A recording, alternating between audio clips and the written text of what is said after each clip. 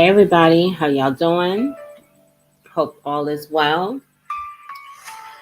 So I don't really know what's going on right now, guys, but a lot of the sites and people who were doing like live tweeting, it seems like with the recent leak that occurred last week, I think TMZ was the one to get the scoop on it and announce it. I'm trying to remember what the recent leak was. Oh my goodness. Hold on. I'm trying to think. I'll look it up as we go through tonight. But there was a leak, and Judge Submarinian was furious, to say the least, as he should have been. Um, the integrity of this case is dependent upon a certain amount of privacy, which is definitely due to this defendant and any defendant in a court of law. So he was very upset, needless to say, and he admonished both sides. He actually said that he's considering that was leaked to TMZ because he was upset. He was like, he's willing to do an investigation, going as far as to investigate prosecutors as well as defense's cell phone communications, and also going as far as having them testify on the stand. So we'll see if that happens. And while we go through, once we're finished going through what happened today in court, um, I'll go ahead and look up what the leak was because I can't remember right now. Of course, you guys know that court was adjourned on Wednesday early. Was it Wednesday or Thursday? I'm sorry, Thursday. Yeah, Thursday was today. No, Wednesday. I was correct. It was adjourned on Wednesday because one of the jurors woke up and had lightheadedness, symptoms of vertigo. So they decided to not hold court that day. Um, this juror is also one of the alternates, but I just want to explain that the alternates are just as important as the members of the permanent jury, the people who are set to deliberate this case at the end. The alternates are important because they also sit in every day. They listen to testimony. They're looking at all the exhibits. They are partaking in this trial and are taking notes and things of that nature because at any given time, an alternate can be called to be seated within those 12 women and men. Okay? So it doesn't matter that it was an alternate. They couldn't have court. Then we had the Juneteenth federal holiday, which rendered the courthouses closed. So they actually reconvened today. And my updates are coming from CNN. This is the very first time I'm actually utilizing CNN as my source. I believe they're a very reputable source, but they kind of give a synopsis versus what exactly was asked and what was exactly answered.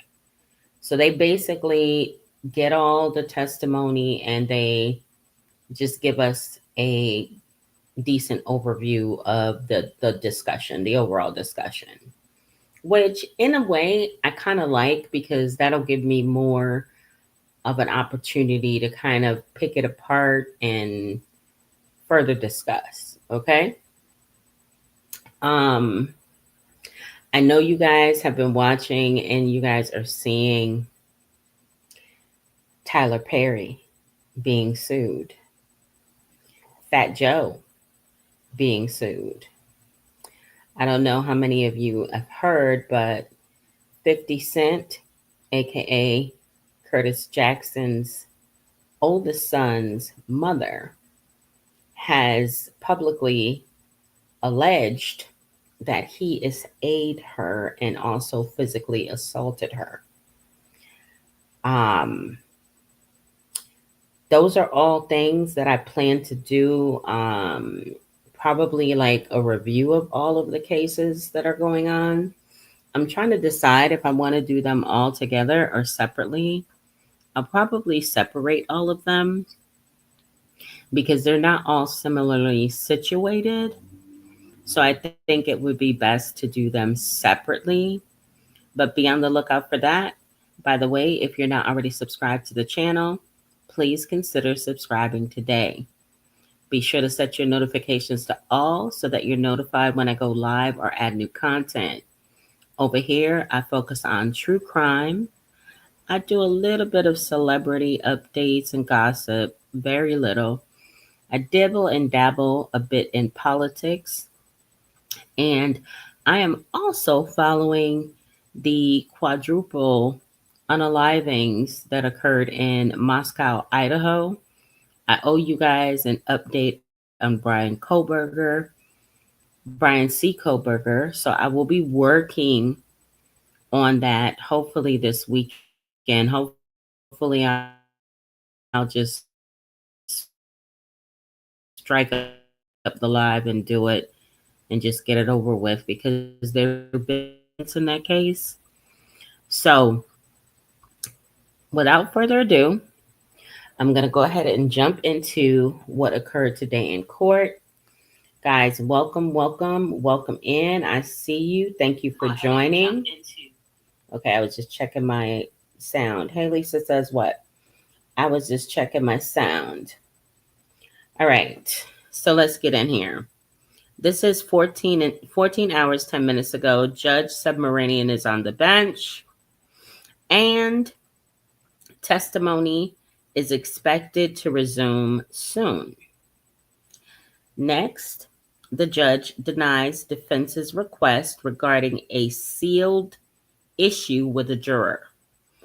So the defense submitted a sealed motion to the judge. And whenever anything is sealed, basically it's not going to be shared with the public.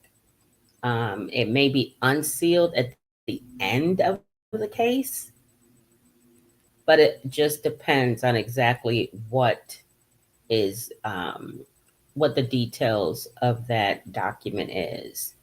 So it may or may not be unsealed. But whenever an attorney files something under seal, it's just not accessible to the general public. Judge Arun Subramanian denied request from the defense team regarding a sealed issue as to a juror. Judge Subramanian did not elaborate, so it is unclear what the request was. In the past week, defense lawyers and prosecutors addressed an issue about juror number 7 under seal regarding communications with a former colleague about his juror service, according to a letter filed by the government. So last week, there was a concern brought up about juror number 7. Apparently, that particular juror said that they received a text message from someone. He didn't know. It was an unknown number. And they text him and said, "Are you juror number 6?" Because if you guys recall, juror number 6 was in question. Juror number 6 was like flashing red light for the government as well as the judge because of lack of candor. Now, lack of candor doesn't, it basically is his ability to be honest and forthcoming, and following simple instructions were called into question because of multiple different answers provided as it related to his residency. Okay, so that was a huge concern because it is a defendant's Sixth Amendment right to have a jury of their peers oversee any case where, where they're on trial. So when I say a jury of their peers, based on the jurisdiction that the case is being held in, um, for in this case, New York City, the jury pool was to be specific to that state. And apparently it came out one way or the other that he either lives in New Jersey or frequently visits. Long story short, it appears that he may have fudged his residency to get onto the jury. As far as in the eyes of the court, they just felt that there was something shady going on. So they went ahead and removed him. Now, juror number 7, this is the first that I'm hearing about the conversations with a past colleague.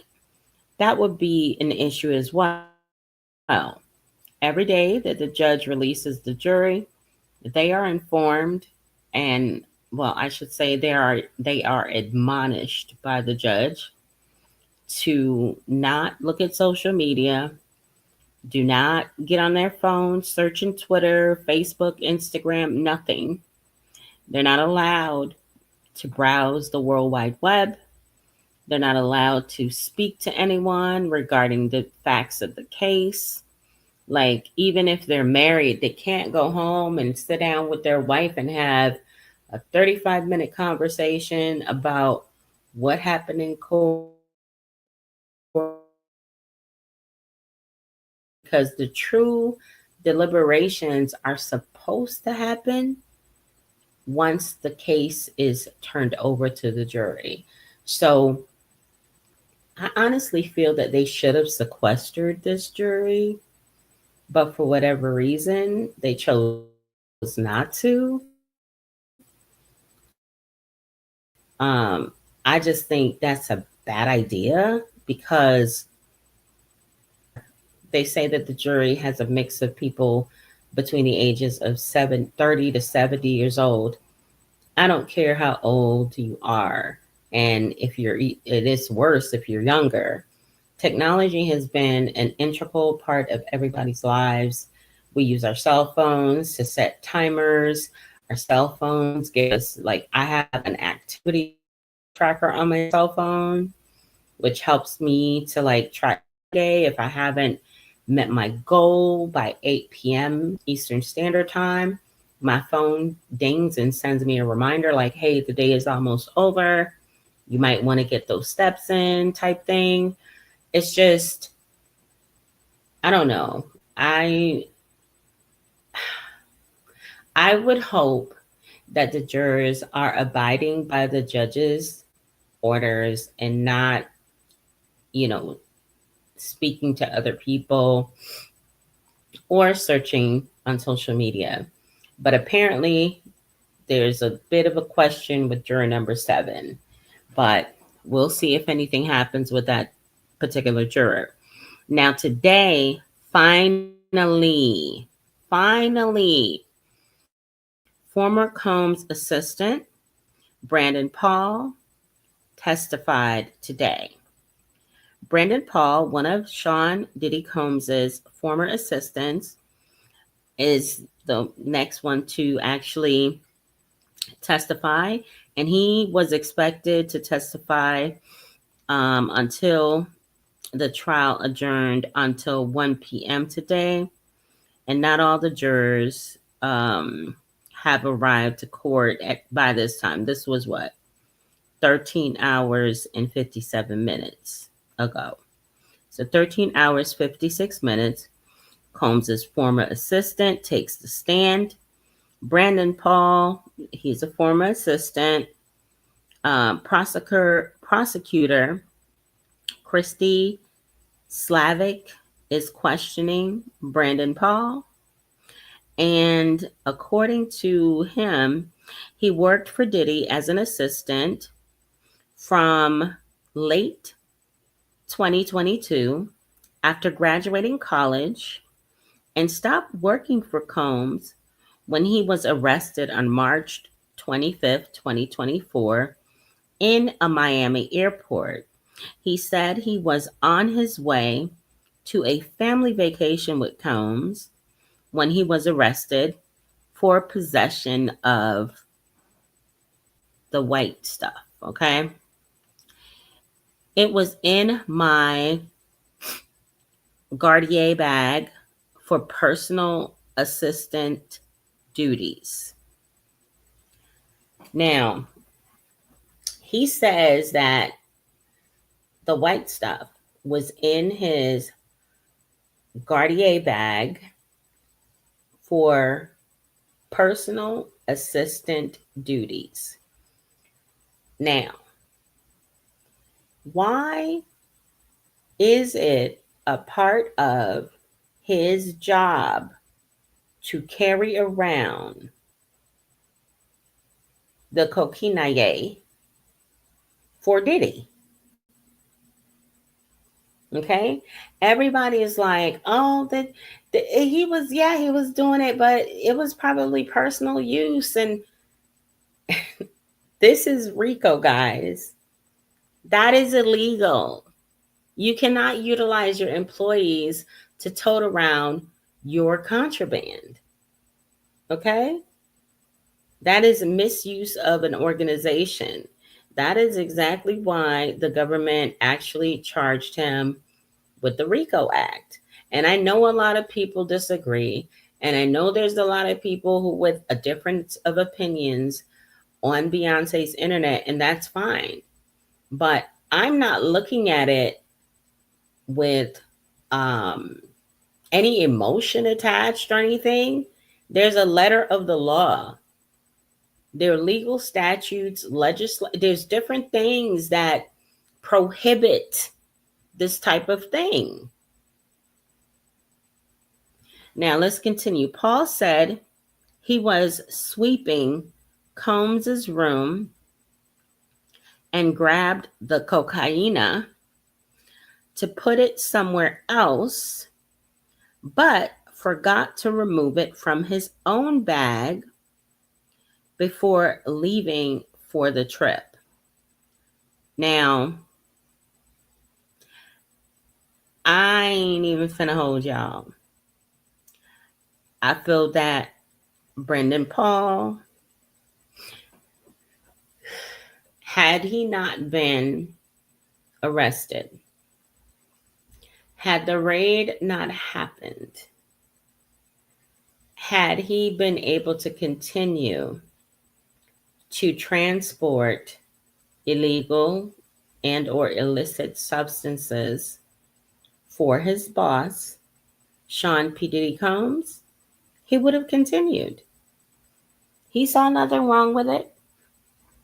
His boss wants him to bring, an 8-ball. It's all good. No problem. No problem. Former assistant testifies he knew going in working for Combs would be a tumultuous job. Brandon Paul testified he first heard about the opportunity to be Sean P. Diddy Combs' personal assistant from Ellie Moran, one of Combs' former assistants. He told me, I guess that's Eli, he told me to get in, to get out. If you have a girlfriend, break up with her. And you're never going to see your family. Paul testified He said he understood Moran was telling him that it was going to be a really tumultuous job that required all of my attention. Paul interviewed for the position in the fall of 2022 at Combs's Los Angeles home. Before entering the home, he said he gave his ID to Combs's security and signed a non-disclosure agreement. He then met with Christina Coram, Combs's former chief of staff, and Frankie Santella, Combs's music manager, for about 20 minutes. Paul said he started working for Combs a few days later. In his first few weeks on the job, Paul said he worked out of Combs's LA home and mainly received instructions from other assistants. Paul said he divided assistant duties with Combs's other personal assistants. Paul testified he helped handle Combs's travel logistics and packing and helped Combs with his fitness workouts, meal plans, and music-related needs. Paul also said he would pack Mary Jane. I love you, Mary Jane. Mary Jane. He would pack Mary Jane joints in Combs's garage. He would pack, I guess, I don't know what that means, what he means by packing them in the garage. Maybe he meant he would roll them. Combs's former assistant says he worked up to 100 hours a week. My goodness, y'all, are you kidding me right now? So there's 24 hours in a day, right?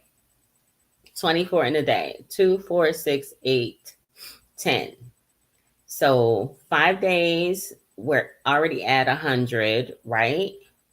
And I'm dropping like the additional 4. 1, 2, 3, 4. That would be another 20 hours. So we're at 120 hours right there with 5 days. This man is saying that he worked over 100 hours a week. I hope they asked him how much he was getting paid for this. Okay? Because there's no way. There is no way that I would be working that many hours without making like bank.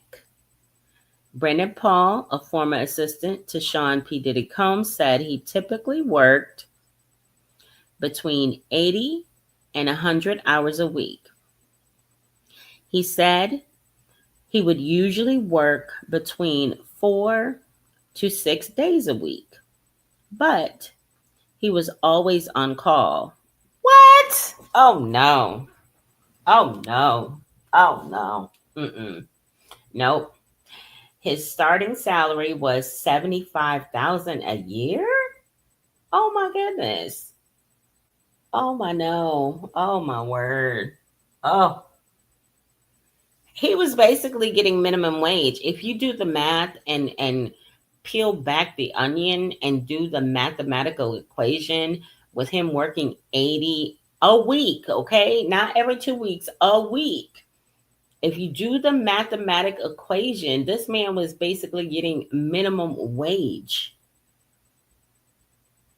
I'm going to do the math later, y'all. Y'all remind me to do the math later because we need to. He later got a raise to 100,000. That doesn't move me either. That right there does not move me. Not at all. There's 4 weeks in a, okay, let's do the quick math real quick, y'all. Hold up. Let's do the math. So there's 400 hours in a month, right? 12 months in a year, right? That's 4,800 hours, okay? Let's divide those hours by 75,000. And honey, let me see. Did I divide? Hold on. 400 hours times 12 divided by, well, actually, let me look at that, equals 4,800. So 75,000 divided by 4,800, because I have to know 4,800 hours equals $15.62 an hour. Okay? Okay? Now let's do it on the 100 grand. Let's do the math. 4,800, 4,800 hours. Well, actually, $100,000 divided by 4,800 equals $20.83. Not to mention, he says that he was on call. This dude was making what somebody at McDonald's or a movie theater makes, and he was working 24/7 for Diddy? Like, absolutely not. When I was working and I was making what, 90, 120 annually? Yes, I was on call. Yeah, I was definitely on call. But did I have to work past 40 to maybe 50 hours a week? No. And to be quite honest with you, whenever I did work past 40 hours a week, it was by choice because I wanted to. I love being organized. I love having things like set up and prepped for the following week. So I would set myself up for success by being prepared. This dude was getting like no money. This is crazy. Whew. He testified he was being paid by Combs Enterprise. Paul said he traveled frequently for work. He flew with Mr. Combs on his private jet 3 or 4 times, but he said he usually traveled separately so he could get there early to set up his rooms. So when you walked in, everything was seamless and he had everything he needed. Paul said sometimes other employees, like stylists and photographers, would travel early with him as well. When he traveled for work, Paul said Combs's travel manager would book his travel. Paul said the longest time period he worked without sleep was when they were in New York releasing Combs's latest album. Paul stayed awake for about 3 days, although he took some naps in between. I was young, so I was able to handle it, he said. Paul testified that he took prescription Adderall and the rare use of cocaine to help him stay awake and alert during his employment. He said he also smoked Mary Jane. I love you, Mary Jane. Mary Jane. During his employment. Y'all, I'm cutting up tonight. Let me see. Somebody just text me, I think.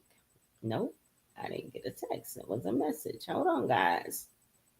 Un momento, por favor. My bad. ¿Por qué?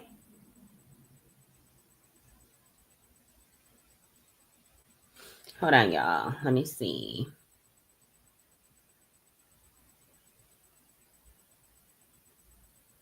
Un momento, por favor.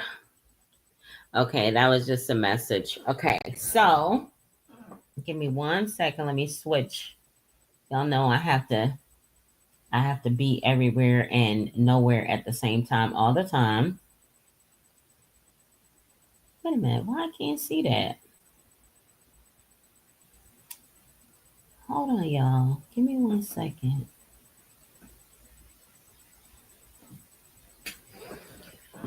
Hold on. Wait a minute. Let me put some power in it. Give me a second, guys.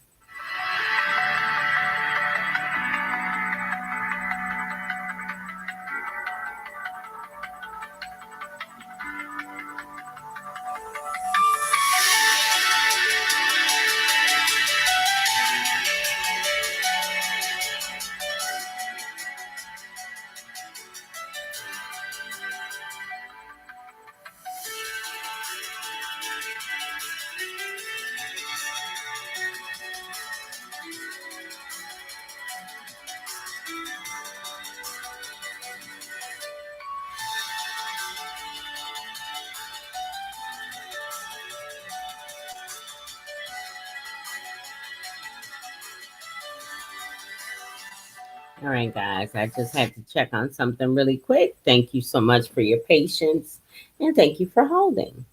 So, where did we leave off? He said he smoked, he did a little bit of cocaine and smoked him some Mary Jane during his employment. Now, remember, Paul previously invoked his Fifth Amendment on the stand.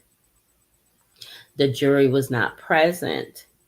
Judge Arun Subramanian signed an immunity order compelling Paul to testify. Now, I just want to put this out in the atmosphere because I have a lot of people, I hear a lot of people, when you're covering, well, for me, because I'm covering Diddy as a topic, I like to go around and see what other people are saying, not because not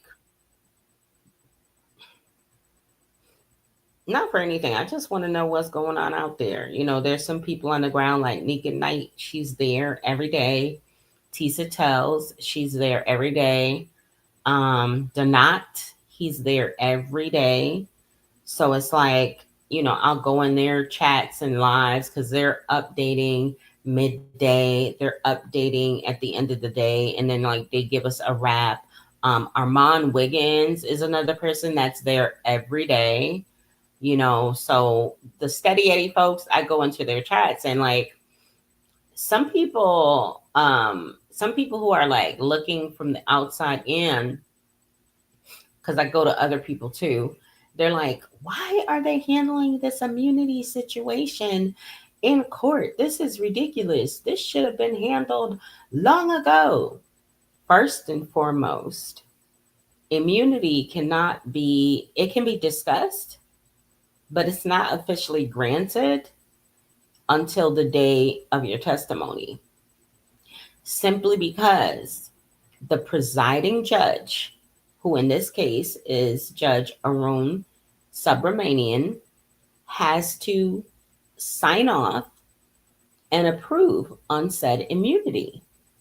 I'm like, so many people follow cases and they still don't have knowledge about the legal system. How are you following the case? You're just following it based on your personal opinion and what you feel like. You know what I'm saying? To each his own. I'm not gonna knock anybody in their style or whatever, because people could say, well, on the docket, she's all, quoting the law and telling us the legal aspects and this. That's the part that I enjoy. That's the part that I actually started this channel for, so that we could follow cases, and along the way I can let y'all know what I've researched or looked into regarding different laws and different statutes, different rules of procedure within the federal or state judicial system. You understand what I'm saying? So it's like, I don't know. I don't understand why do a true crime channel or why do legal stuff if you're not going to actually immerse yourself and at least have a baseline level of knowledge. Let me get off my soapbox, y'all. Let's continue. Combs wanted his assistants to operate like the SEAL Team 6, former staffer says. Brendan Paul testified that his mission was to make sure Sean P. Diddy Combs was always happy. He said that Combs told his assistants they should operate like SEAL Team 6. Paul said Combs fired him 2 or 3 times, and he testified about one incident that sticks out in his memory. In late October or early November of 2023, Paul testified that he forgot Combs's, what is this, Lululemon fanny pack when he was when he I'm sorry y'all, the Lululemon fanny pack, okay? When he and he wanted to go for a walk. That's when Combs told Paul, I don't want to see your face, and call KK and tell her you're fired, Paul said. Paul recalled that Combs's former chief of staff told him to lay low. Soon after, she sent Paul to set up Combs's London hotel room around Combs's birthday that year. Combs never discussed the incident with him again. Paul also said it wasn't a thing to talk human resources about any issue, to talk to human resources about anything. Any issues. He said if anyone had an issue, they went to Combs or Karam. Oh, gosh. Brendan Paul, Combs's former assistant, testified that he saw Combs use rugs, including cocaine, ketamine, ecstasy, and Mary Jane, about once a month. But there were other times he seemed high. The jury saw a photo Paul took early in his employment of ecstasy, of a powdered form of ketamine and Molly that was dyed pink for the aesthetic, according to Paul's testimony. Paul said Combs or another assistant would tell him to obtain rugs for Combs. He testified he would buy Mary Jane about every 2 months, paying $4,200 for 16 ounces. He said he purchased the Mary Jane from Philip Pines, one of Combs's previous assistants.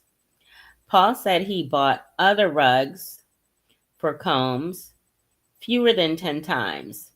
He testified he would sometimes pay about $300 to $500 for 1 to 2 grams of drugs. And other times, he would pick up packages without paying for them himself. On some occasions, Paul texted a rug dealer, and they would come to Combs's home to deliver the rugs. The jury saw messages between Paul and a rug dealer and another one of Combs's assistants, Jonathan Perez, from February 2024. Paul testified Perez put him in touch with another dealer to obtain rugs for Combs. Is it for you or Puff? The dealer asked in the messages. Puff, Paul responded, according to the messages read aloud in court. But please don't disclose that. You can tell whoever it's for me. Paul said once he received rugs, he would give them directly to Combs or put them in the Gucci pouch where rugs were stored. Paul testified that he would pick up prescription rugs for Combs at pharmacies under Combs's real name or the alias Frank Black. All right, let me stop right there, guys. Let me stop right there. Does anybody understand that the fake prescriptions also adds to the allegations that are being alleged by the federal government in this case? Anybody? That's a crime. He had an alias and he had someone on the payroll, more than likely a physician, who was okay with writing him scripts for rugs under a fake name. Okay. The jury saw messages Combs sent Paul on February 14, 2024, asking him to get Xanax. Paul testified that Combs didn't have a prescription for Xanax and he wasn't able to obtain the rugs. I don't believe that. I believe that Paul is sitting up there lying. He tested lying, y'all. He is tested lying. I'm telling you right now. This man is up on the stand right now, and he is tested lying. Brendan Paul said Sean Puff Daddy Combs, former chief of staff Christina Coram, didn't really want him involved in Wild King Nights for some reason, but he set up and cleaned up a few times while he worked for Combs. Coram called them Wild King Nights, Paul said. Paul said he only recalled Jane Doe, one of Combs's accusers, participating in Wild King Nights with Combs during his tenure with Diddy. Paul testified his understanding of Wild King's Night include partying, alcohol, smacks, and rugs. The nights were at hotels. During the beginning of his time with Combs, Paul testified, but Combs stopped holding them at hotels after the Cassie lawsuit. Now, for those of you who, I don't know, have been like staying away from social media, not looking at your computer for a couple of years, Cassie Ventura, the singer and actress, first detailed years of abuse allegations in a lawsuit filed against her ex-boyfriend, Sean P. Diddy Combs, in November 2023. The two quickly settled her claim, but dozens of other civil lawsuits against Combs and a federal criminal indictment followed the subsequent 18 followed in the subsequent 18 months. The jury saw an iPhone note that was a schedule for February 2023 that Paul said Karam created.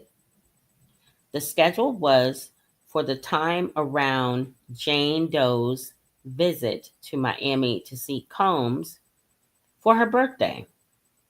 The schedule says, "Be ready," or "Wild King Night at her hotel," and most likely, "Wild King Day continued at hotel," or the following day. Remember, Jane Doe testified that Combs gave her the impression that there would be no more hotel nights on that particular trip.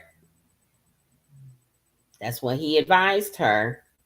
So here we are going and leaning into that fraud, force, or coercion allegation, because the government is presenting their case and alleging and also showing fraud by way of showing that he would invite these women into like a situation where they were thinking they would be, directly romantic with him, spend a lot of time with him, but bam, soon as they show up, 4 of the guys march in the room.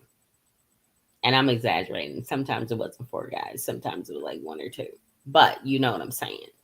He would basically bait and switch them. Paul testified that when he set up for a Wild King night, he would ensure the room had baby oil, alcohol, small toiletry, and extra sheets and towels. He said the assistants shared a list that included all items needed to set up for those nights.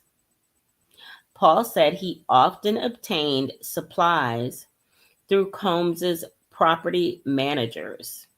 He said if he paid for supplies with his personal credit card, he was reimbursed through Combs's financial personnel.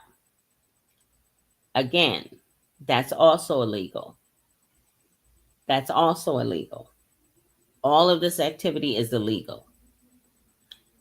Paul said he once provided Combs with $5,000 cash before a Wild King night, and he said he got the cash from security.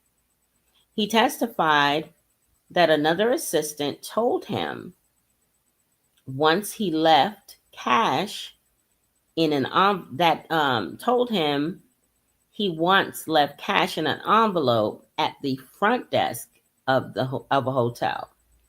Paul said Combs would sometimes contact him during a Wild King night via audio message or FaceTime. The jury saw a photo of outfits from smack shops that Paul sent to Combs. Paul testified that Combs had asked him to run to the store while he was with Jane Doe, but Combs never responded after Paul sent the pictures of the outfits. I guess maybe he didn't like the outfits. I don't know. Former assistant Brendan Paul cleaned up hotel rooms after Combs's Wild King nights about 3 or 4 times. He's lying. He's definitely lying. There's no way he worked with him from 2022 to 2024 and only did it 3 to 4 times. Only cleaned up 3 to 4 times. He testified the rooms were in disarray And he would put towels and sheets into a pile and throw out empty bottles of baby oil and liquor. Paul said he wore gloves during the cleanup for sanitary reasons. One time, Paul saw a white powder that he believed was Ruggs residue. He testified. The jury saw a photo of a hotel room with sheets covering the furniture. Paul testified he sent the photo to Combs' travel manager to give her a heads up that there might be some damage charges. Mm. The jury saw a selfie of Sean P. Diddy Combs, his former chief of staff, and his former assistant, Brendan Paul, on a private jet taken on March 25th, 2024, before Paul was arrested for cocaine possession at the Miami Opa-locka Executive Airport. They were about to take off on a flight to the Bahamas for a vacation with Combs's family, Paul said. Paul testified he hasn't seen or spoken to Combs basically since that photo was taken. Paul didn't tell law enforcement that the cocaine wasn't his that day, which when asked why, he said loyalty. I told you guys that he's sitting up on that stand lying. He feels some level of loyalty to Diddy. He's fresh out of college. Diddy hires him, takes a chance on him, gives him this major opportunity. Think about it. He's fresh out of college. He's young. He's not used to making any type of money. $75K to work around the clock like a mad person and do whatever is required. You know you young, green, and don't know any better. So he definitely felt a sense of loyalty. And I get that. I totally get that. Paul testified that the charges against him related to the indictment were dropped because I have a really good lawyer.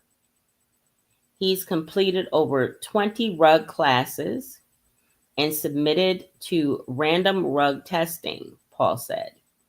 Defense attorney Brian Steele is now cross-examining. So Brian Steele is up to bat. He is up to bat. And I love Brian Steele. I think that he has a certain presence in the courtroom. He's not like overwhelming in stature or built. Like, like he's not the tallest guy in the room and he's not the most built and, full gentleman standing at 6'5", whatever. But I'm telling you, there's something about that man. There's something about Brian Steele that's just like, yeah, he's got that thing about him. I think his career is actually, his career is going to be one to watch as far as in the legal system. I find him very intriguing and interesting. However, I must say that I don't think that his line of questioning throughout this case has been the best. But I mean, to be honest with you, like, what are they going to do? You know what I'm saying? They're being handed lemons by the government. They're just trying to make lemonade. So the questions that they're going to ask are just like weird, outlandish type things because they know that most of the stuff they really can't deny. Defense attorney Brian Steele starts his cross-examination of Brendan Paul by asking about his background. Steele mentioned that Paul um, walked onto the Syracuse University basketball team. Paul confirmed that he works hard and strives for perfection. He said he was willing to work long hours for Combs and learned from the exposure he got to the music industry through Combs.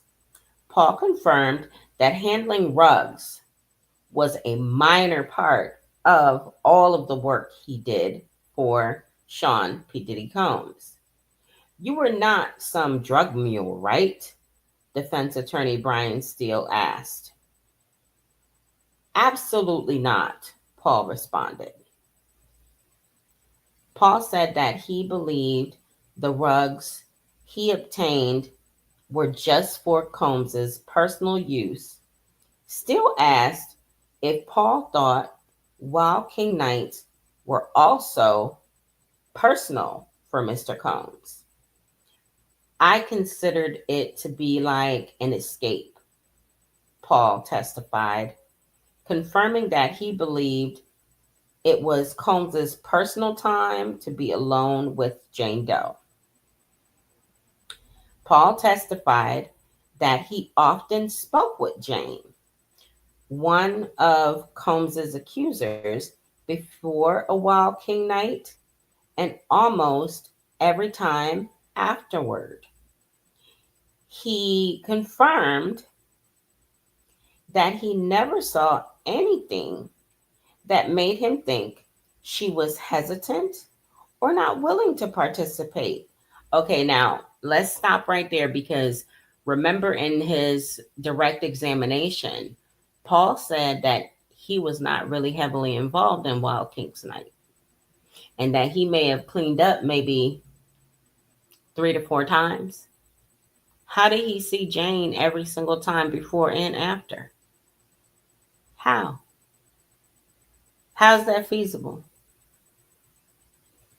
It's funny because when the government is talking to him, he distances himself away from Wild King's Nights. But when the defense is talking to him, he puts himself there as a person that can actually give testimony regarding Jane Doe's demeanor. You understand what I'm saying? Loyalty.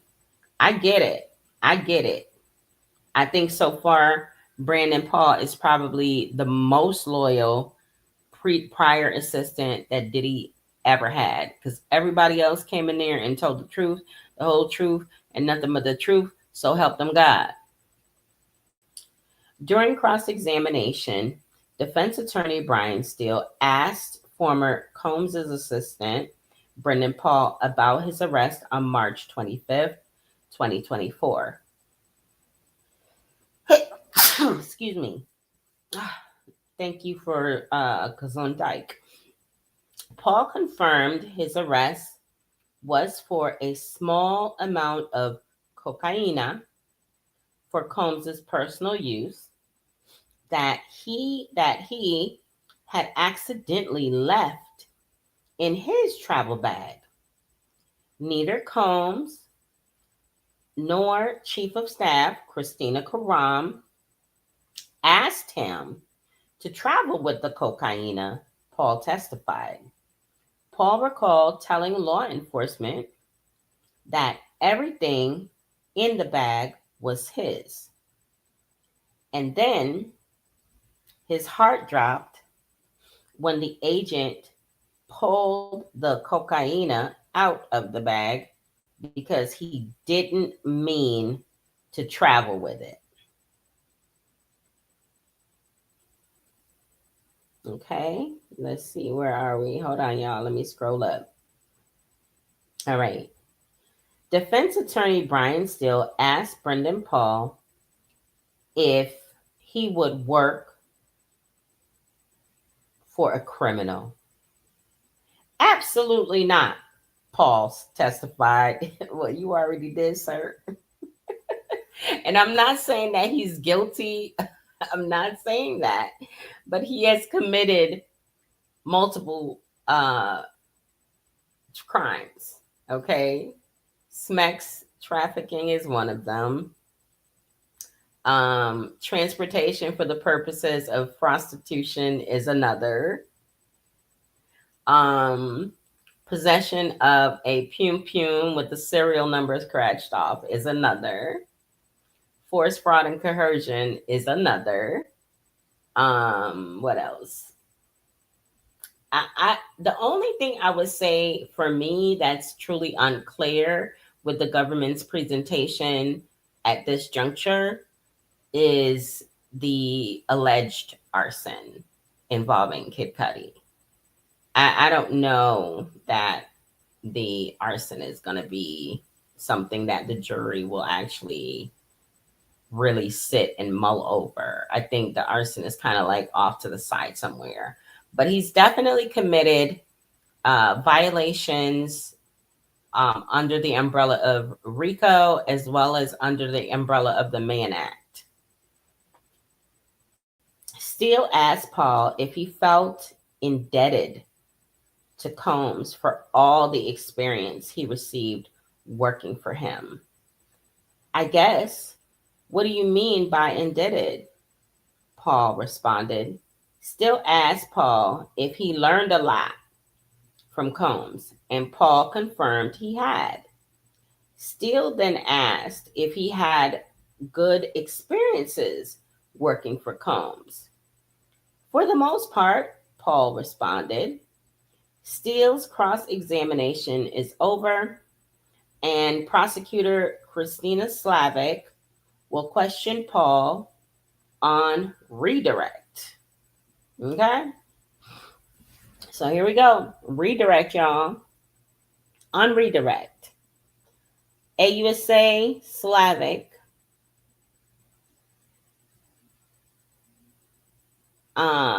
Paul what asked Paul what he believed was taking place during Wild Kid Nights. There was smecks happening and partying, Paul responded. Paul confirmed that he was not present in the hotel rooms, so he did not know definitely if anything illegitimate was happening.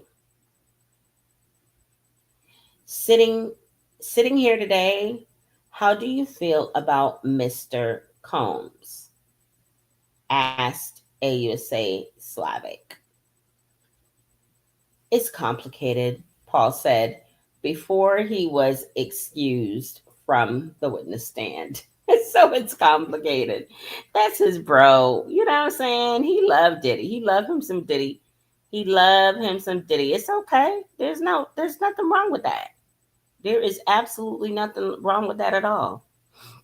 The jury saw messages between Sean Puff Daddy Combs and his former girlfriend, Cassandra Ventura, Fine, between March 14th and March 12th and 14th, 2017.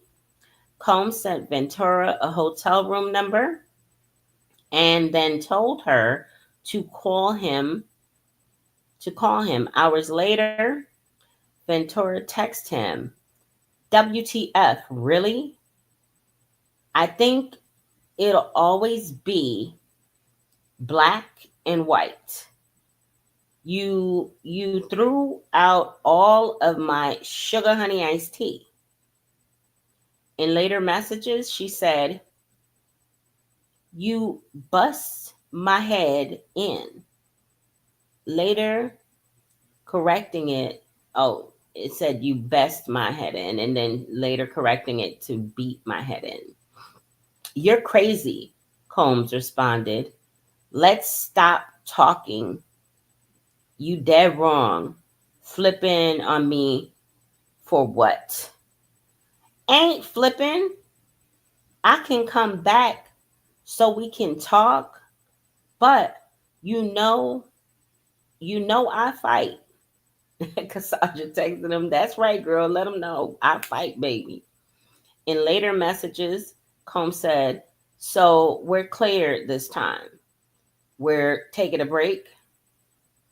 This is really how you want to leave this? You sure?" Question mark. No, I just don't want to be beat down for being defiant or whatever. Ventura responded. You treat me and make me feel like I don't matter. Combs, you started all of this. I guess I'm not down with abuse. It doesn't make sense to me, Ventura texted him. She later wrote, "You hit me in my head 2 good times. That didn't make me feel good. I know I'm not crazy. I'm hurt. You have disrespected so much in the last 12 months," Combs responded in part. Wow. You think talking you think talking to on or you little pluck boys, they can have you with that sugar honey iced tea. I'm not I'm not taking no more. Later in the conversation, Combs asked Ventura if she had ever gotten numbers for female SMEX workers. Ventura texted Combs on March 18, 2017. You're at a point in your life where you want to party and have a good time. And I have to focus or I'll never become anything. She also wrote, I had so much fun in Miami. Then I realized I opened the door to that being my sole purpose in seeing you. I knew if I said no to it in New York, it would have been a problem, she continued. You treat me like a, she put, I'm going to say SMEX worker, but it starts with an H and has a double O and ends with an R. To be honest, you always want to call one, you always want to call one, and you have one. This SMEX worker has been here for 10 years. Combs responds, wow. Please don't play victim. If you can go to our last messages, that's all you wanted. And that's why I was upset, Ventura wrote. I love our FOs when we both want it. Okay. All right. So then before the break, Assistant U.S. Attorney Emily Johnson showed the jury a text message thread between Ventura and Combs from May 2nd, 2017. Ventura said, in part, you get plucked up, you drag me down the hall by my hair. I'm 30 years old. This ish play anymore. She also said, I was scared of your rage. I talk out of line sometimes and I do apologize, but that doesn't mean I don't love you, and your love shouldn't equate to what you do for me. Physicalities take it somewhere else. Boris had to tackle you, Puff. That's not love. That's possession. I have bleeding cuts. Combs told Ventura she was unappreciative for a night he planned for her and said, I'm not going to let someone sugar honey iced tea on me when all I've done is be nice. He wrote, any other woman in the world would have been so happy, and you are whack for not keeping it real. When keeping it real, when I and everyone knows you were acting like a ish. Wait, no. You were acting like a B itch. Okay? B itch. Combs told Ventura, you need to ask someone how you were acting and said, talk to your people. They'll tell you or they won't because all they do is suck you. KK won't talk to her. Ventura also texts Combs' chief of staff, Christina Coram. I'm sure you don't want to get involved, but he said I was a-hole, which I owned up to, but no one deserves being dragged by their hair. I locked the door for my safety. The judge is on the bench and the jury is back from their short break. Prosecutor Emily Johnson is reading more messages into the record. The next witness is a special agent for Homeland Security investigations, Joseph. Let's see, let me make sure I say his name right because I don't want to mispronounce it. Let me turn up the volume. C-E-R-C. I don't want you to spell it, I want you to speak it. Where's speak? It won't speak it. Come on now. Speak. Cianciarulo.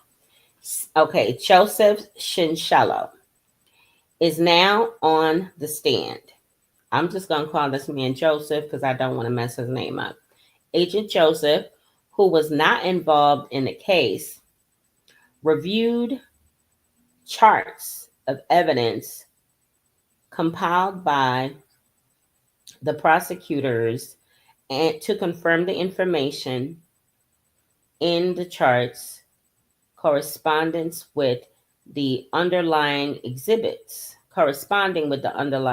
exhibits, which included thousands of pages of text messages, as well as phones and financial records.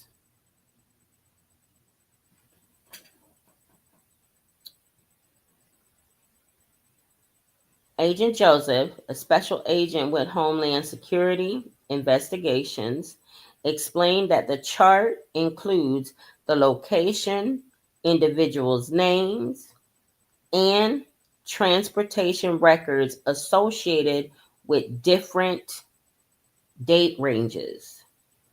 The agent is reviewing charts of evidence compiled by the prosecutors to confirm the information in the charts corresponds with the underlying exhibits, which include thousands of text messages, as well as phones and financial records.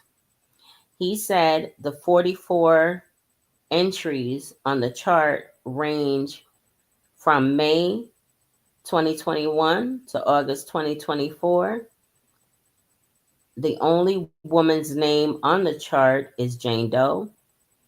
One of one of the accusers in the case, he said before accuser Cassie Ventura's lawsuit was filed, most of the locations were hotels. After her lawsuit was filed, none of them were at hotels. The agent said there were 3 of these events after Combs posted on Instagram a video on May 9th, 2024. Now, y'all remember Combs' apology for physically assaulting Cassie in that hotel, right? That's the video that they're referring to. And also, let's see. Remember the chart that the agent is testifying to is similar to the other chart that the other agent, Penland, Special Agent Penland of the United States Attorney's Office for the Southern District, also testified about. Assistant U.S. Attorney Maureen Comey reviewed the chart that pertains to Jane and the records the government says show she met with Combs and a third party. The jury saw records for a trip in December 2021. The chart shows flight records for flights to Miami for Jane and an entertainer called Sly. Hotel records for the St. Regis Bell Harbor show, a charge for $6,000 in damages. What? Dang, 6,000? Jeez. The chart also references text messages between Jane and Sly coordinating his arrival in Miami. Special agent testified that he reviewed documents related to the hotel stay that Sean Diddy Combs had in LA in January 2023. Hotel records show the room was reserved under the name of Joseph Chavez and included a $3,700 charge for damaged furniture. A report from the hotel said there was bodily fluids stained on the wood floor across the entire room and some of the furniture. The evidence chart referenced some of Combs's text messages with Jane, one of his accusers, who is using a pseudonym in this trial. The messages showed the two coordinating the arrival of 3 men at the hotel. One of those men deposited $1,500 cash at ATMs in LA in the days following the hotel reservation. The jury also saw a message Combs sent to Jane telling her to send $1,100 to Cowboys for Angels, an escort service for flights and an overnight rate. Records in the summary chart reflect that Jane and Combs stayed at the London Hotel in LA in April 2023. Text messages between Combs and an entertainer documented in the chart suggest the entertainer joined them at the hotel. After that hotel stay, Combs was charged $1,800 for damaged furniture and linens. A security incident report filed about the damage said there was linen damage and smoking in the room. The report said in part, the room towels appear to be soaked in baby oil, and baby oil is in the carpet as well. Sheesh. He love him some baby oil, don't he? Did he did he like his baby oil in his bedroom to be like a slip and slide? He should have just had plastic furniture. He should have just brought like, all plastic furniture to these hotels, or like had a room set up there. He had enough money.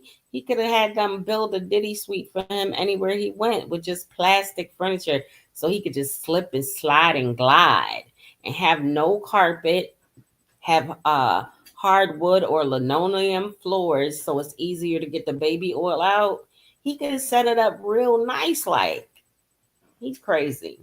The jury was shown a note recovered from the phone of Combs' head of security, Fahim Mohammed, on April 25th, 2024, stating 5,000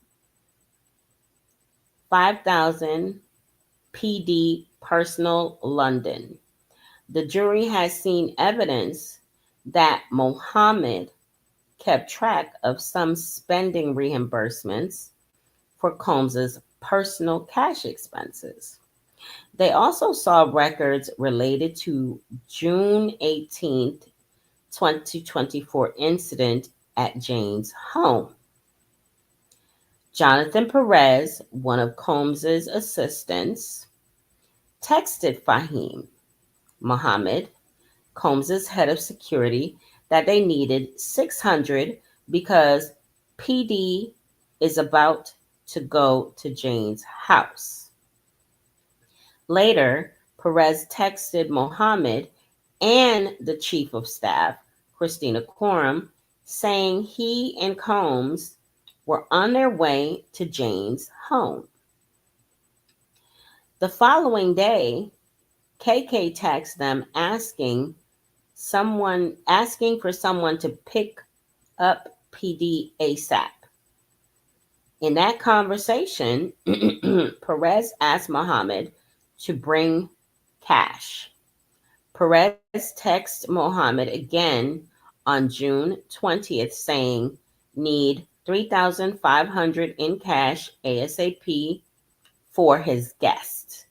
I'm going to take it to her. Wowzers. The jury has been dismissed for the day. AUSA attorney Maureen Comey said she hopes the government will rest their case by the end of day Monday. The special agent from HSI will continue testifying on direct examination Monday morning. AUSA Comey said she will likely question the agent through to the lunch break on Monday, and the defense will question him for the remainder of the day. Defense attorney Mark Agnifilo said at this point, he believes the defense will rest their case by Tuesday or Wednesday. Did you guys hear me? Mark Agnifilo got up today and said that they believe that they'll be able to rest their case by Monday or Tuesday of next week, y'all. I mean, not Monday or Tuesday, Tuesday or Wednesday. Tuesday or Wednesday. That's what they're stating. So I hope for their sake that they're not, I hope that they're not getting beside themselves to think that the jury is so starstruck because it's Diddy and Diddy can do different things than other human beings because he's the star and all of this. So sex trafficking or transportation for prostitution, let him live on it because, he's this big mogul, rich guy. You know, he's got the money to do it. That's why he did it. That's why he broke the actual law. I hope they're not getting beside themselves because some members of that jury could be looking at it from a different perspective. They could be looking at it like, well, if this were me, first of all, I wouldn't be able to afford 10 attorneys. Secondly, I would have to abide by the law. I would have to actually be held to account for my actions. I would not get a pass just because I produced a couple of records. So I think that the defense is kind of getting ahead of themselves and really thinking that the government hasn't put down what they have put down. Let me tell y'all something. I want to be at the closing arguments so bad. Like, so bad. If you guys can help me with that endeavor by donating to my Cash App is flashing across the screen. I'm talking to the people in the chat right now, and I'm talking to y'all on the replay game. If you guys can help get me to New York for closing arguments, which I believe will happen next week, I will go. I would love to be in overflow I'll sit outside for hours, y'all. I will stay up all night and sit on that sidewalk for hours and wait like I'm a line holder. Okay? And I'll probably stay live with y'all all night. I'll buy battery packs and I will sit out there and be ready to go into the courthouse. I'm not playing because I'm curious to find out why his defense feels that it's not necessary to present a counter narrative than the one that has been presented by the government. Now, I'm going to be honest, Brianna Bungalong, her testimony, they could have done without it. I think that she was on so many rugs at the time. She probably doesn't even remember which day was Sunday. Poor child. Bless her heart. Bless her heart, though. She's gotten herself together. She's tatted it on her, I think her arm, her date of sobriety. So congratulations to her. But when you are doing a lot of rugs, your recall is not going to be what it's supposed to be. So I get it. The other side of that is, how do we know Diddy even stayed in New York when the defense actually said that he did? How do we know? First of all, if Diddy stayed in that hotel under his actual name, how many people like TMZ, how many people like paparazzi, how many people would have been at that hotel stalking him? Yeah, how many people y'all think would have been stalking him at that hotel? The date that they claim that he was there. Security or not security? No security. Paparazzi, TMZ would have walked up on him and been trying to take a picture. They would have been paying the hotel staff to tell him what room he's in, all of that stuff. Like, don't play with me. How was he booked into into a hotel in New York conveniently after this incident? Diddy's not a stupid man.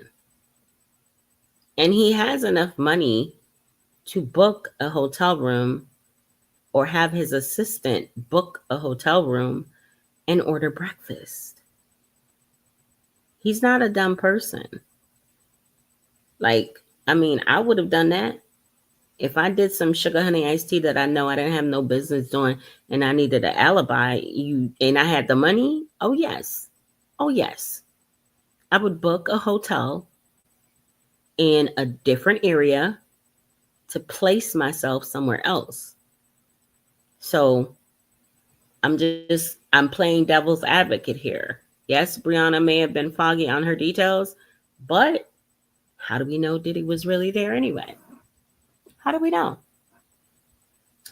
So the judge went ahead and dismissed the parties, and that was the end of today. Um, guys, let's congregate in the comments. Let us congregate in the comments. I took a little bit longer than I wanted to, but it's cool. I'm happy that I was able to share all of that information with you guys today because, like I said before I started the stream, a lot of the regular avenues, a lot of the regular avenues that I have been using seem to be being silenced. And I think it's, let me look up the leak. That's right. I'm so happy that I just said that. Because a lot of the avenues, let's see, what was the leak in the Diddy trial? Yeah, I got to refresh my memory. There's been so much going on, guys. Okay, so during Sean Diddy Combs's trial, a significant leak occurred when details about sealed evidence, specifically FO videos and text messages, were published in the media.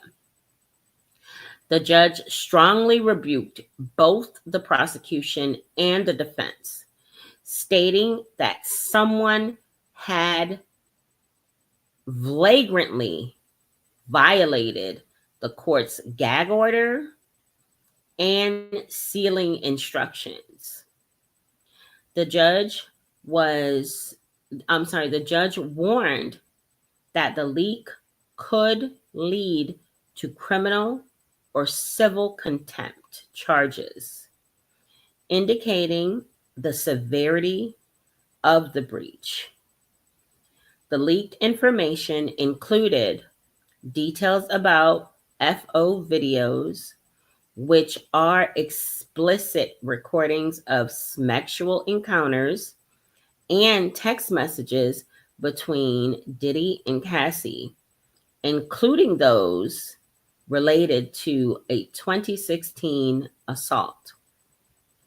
The defense used some of these videos in their cross-examination of witnesses, while prosecutors had previously shown jurors shorter clips.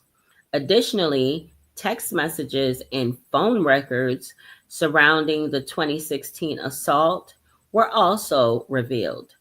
The judge's strong rejection to the leak highlights the importance of maintaining the confidentiality of sealed evidence in legal proceedings, particularly in high-profile cases like this one.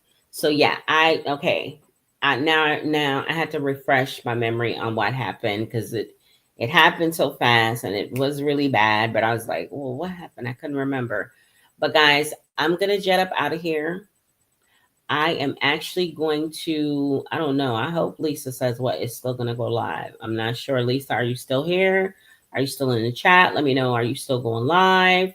Hey, Crystal Mods. Hey, Bush Babies. I see you. Please be sure to tap in. Go ahead and hit that like button for me at least one time. It is free 99 to do so. I greatly appreciate it. And again, if you're not already subscribed to the channel, please consider subscribing today. Be sure to set your notifications to all so that you are notified when I go live or add new content. I am signing off. Thank you all. Until next time.